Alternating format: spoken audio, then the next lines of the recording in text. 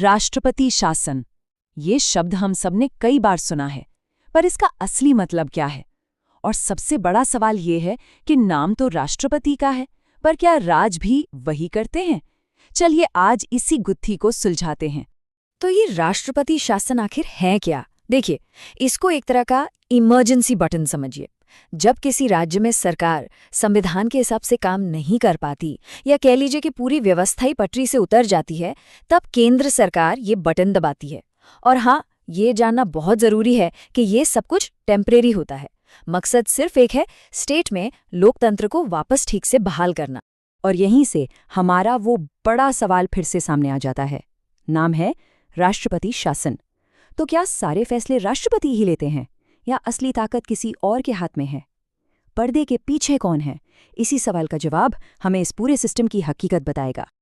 अब इस पहेली को सुलझाने के लिए हमें कहीं और जाने की जरूरत नहीं है।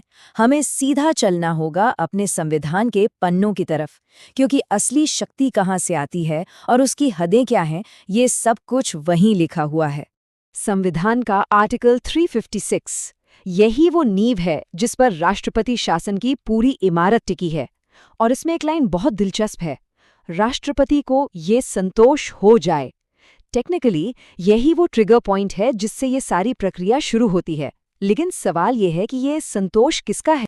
और बस यहीं पर संविधान की भाषा और राजनीति की हकीकत का फर्क साफ दिखने लगता है। सुनने में तो लगता है कि ये राष्ट्रपति का अपना फैसला है, लेकिन हमारे संविधान का एक और आर्टिकल 74, ये साफ कहता है कि राष्ट्रपति अपनी मर्जी से काम नहीं कर सकते।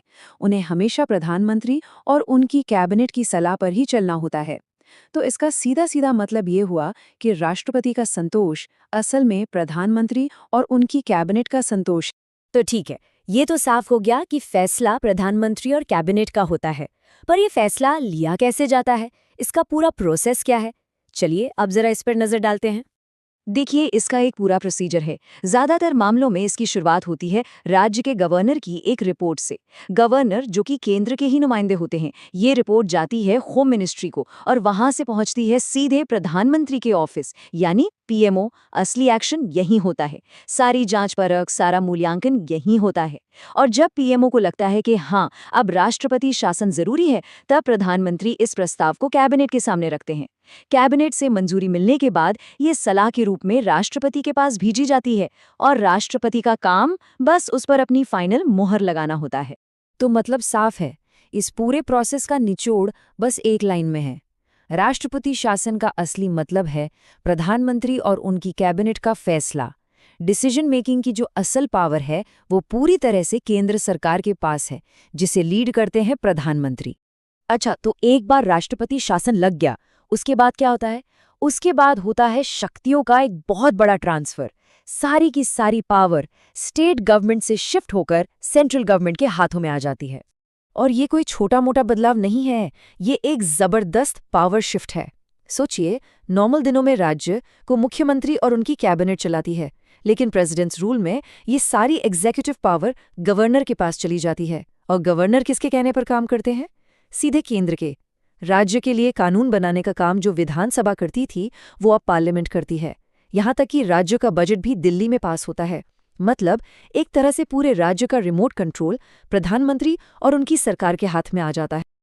अब जब केंद्र के हाथ में इतनी बड़ी ताकत आती है, तो एक सवाल तो मन में उठता ही है, क्या इस पावर का गलत इस्तेमाल नहीं हो सकता? क्या इस पर कोई रोक टोक, कोई चेक एंड बैलेंस है? बिल्कुल है।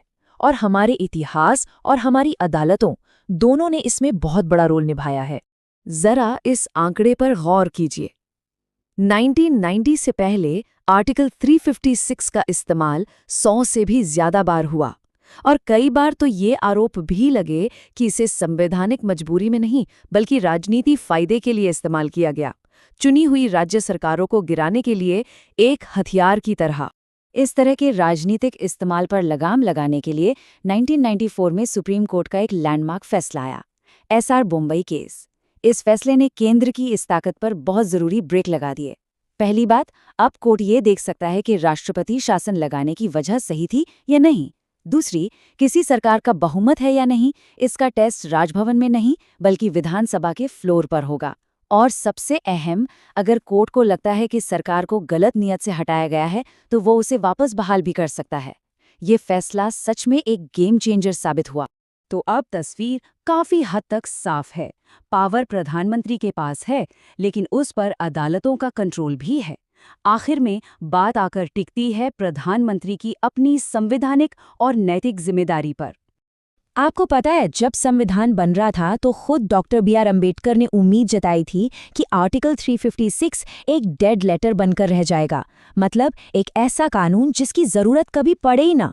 वो चाहते थे कि ये लोकतंत्र को बचाने का आखिरी हथियार हो, ना कि कोई राजनीतिक औजार। उनकी ये बात आज भी उतनी ही जरूरी है।